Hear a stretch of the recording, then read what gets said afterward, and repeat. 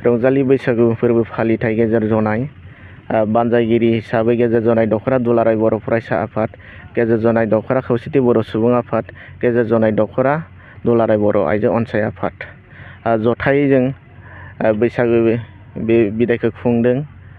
दा बे जों साननैनि हाबाफारि लानानै खुंदों। दिनै सेथि सान, बे सेथि सान हाबाफारिया हिसाबै सानायसालि बेखेवनाय, फिरफिला बिरहोनाय, लोगोसेनो आइजोफोरनि दिरुं बोनाय आरो हौवाफोरनि भलिबल गेलेनाय बे हाबाफारि बेखेवनाया थांबाय। दा बे जोबखांनायनि उनावनो जोंहा हारिमुवारि बादायलायनाय बेबो जानो थांगासिनो दं। हारिमुवारि बादायलायनाय हिसाबै जोंनि गासैबो दोरोङारि हारिमुनि बादायलायनाया थागोन। बेयाव ओनसोलनि गासैबो रायजो राजाफ्रा बाहागो लागोन आरो बाहागो लानायनि गेजेरजों गाव गावनि रोंगौथिखौ दिन्थिलांगोन आरो बर' हारिमुखौ बे दिन्थिनायनि गेजेरजोंनो सिनायथि होनायजों एसे गोजौ फारसे मुलुगाव दिन्थिनो हानायनि बिथांमोना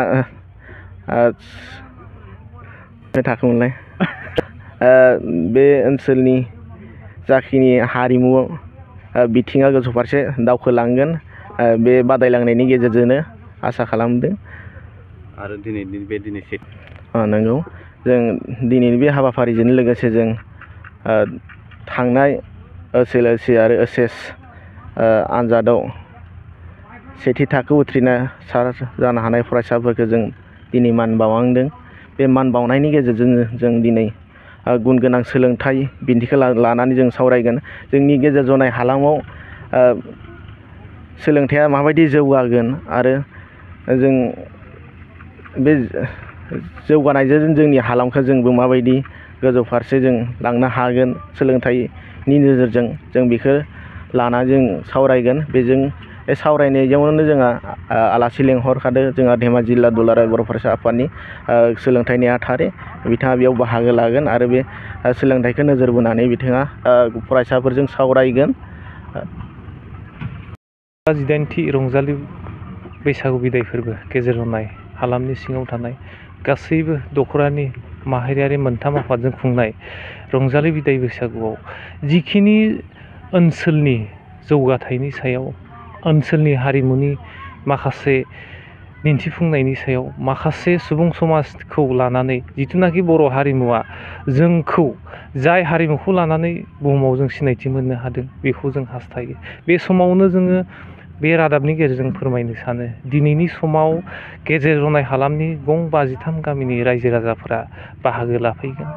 बेवहाय आसा खालामदों बयबो दिन्थिफुंगोन गाव गावनि साननायखौ आरो जों आसा खालामो इयुनाव जाहाथे जोंनि ओनसोलनि बर' माहारिफोरा गुबुन हालामनिफ्राबो रंजालि बैसागु बिदाय फोरबोआव बयबो बाहागो लानायजों लोगोसे बुहुमाव हारिनि जाथिनि गाननाय जोमनाय कालारफुल ड्रेसजों गाबजों दिन्थिफुंनाय मोनसे सोदोमस्रि गोनां हारिमुखौ जों दिन्थिफुंनानै बर' माहारिनि सायाव जों बोरै बुहुमनि सायाव गोसार होनो हागोन बेखौ जोंहा मोनसे थांखि दं। आरो बेनोदि बैसागुआ जोंनि मोनसे आंगो हारिमु, जों बैसागुखौ नागारनो हाया। जाय हारिमुवा जोंनि हारिनि सोदोमस्रि, हारिनि सिंस्रि, बैसागु गैयाब्ला जोंहा सिनायथि गैया। आरो मोनसे बाथ्राखौ जों बुंनो थाङोब्ला जेराव मानसिनाव आमाय थुख्लु, बैसागुआव जोंनि मोनसे आमाय थुख्लु। जाय आमाय थुख्लुखौ लानानै जों थांनानै दं, बैसागुआव जोंनो मोनसे हारिनि दिन्थिफुंनायनि मोनसे हारिमुनि गुन आरो बे मोनसे हारिमुनि जोंनि दिन्थिफुंनायनि मोनसे थांखि। बेखौनो आसा खालामो जाहाथे दिनैनि बे सेथि बादायलायनाय हाबाफारियाव गोबां हाबाफारि दङ। बुलुर बादायनाय जागोन, हांसो हमनाय जागोन आरो लोगोसेबाव आइजोफोरनि दुरुं बोनाय, आइजोफोरनि खारनाय, हौवाफोरनि दुरुं बोलायनाय बे हाबाफारिखौ जों जागायलांबाय थागोन। गतिके बिनि समाव दख'रानि गेजेर जनाय दुलाराय बर' फरायसा आफाद, खौसेथि बर' सुबुं आफाद, आइजो अनसाय आफादजों बानजायनानै खुंफुंनाय बे समाव गासिबो ओनसोलनि रायजो राजाखौ हांख्रायनायजों गेजेरजों ग्रोम ग्रोम बाहागो लागोनखौ जों मिजिंथिदों आरो बिथांमोनाबो जोंखौ मेसेज हरदों। बे समाव रादाबनि गेजेरजों गोबां बाथ्राखौ बुंजोबनो हायाबाबो आसा खालामगोन इयुनावबो बेफोरबायदिनो बर' समाजजों सोलिबाय थानाय आरो सोलिनो हाबाय थानाय हारिमुखौ जाफुंसारनायनि गेजेराव दिन्थिफुंनो बुहुमनि गेजेरावनो बर' माहारि हिसाबै जों आवगायलांगोन बेखौ मिजिंथिनायजों फोसावबाय। लोगोसे दिनैनि बे समाव बैसागु बिदाय फोरबो खुंनायाव बयबो ग्रोम ग्रोम बाहागो लानानै मदद खालामफागोन बेखौ रादाबनि गेजेरजों फोरमायथिबाय। लोगोसे बे समावनो गासैबो ओनसोलनि रायजो राजाखौ गावनि बिहोमानि सोलोंथाइनि सायाव थानाय मोसानायनि फारसे गावनि रोंगौथिखौ दिन्थिफुंसारनानै बे जौस्रांनिफ्राय जों बुहुमनि जौस्राङाव गाखोहैनानै दिन्थिफुंनो हागोनखौ आसा खालामनानै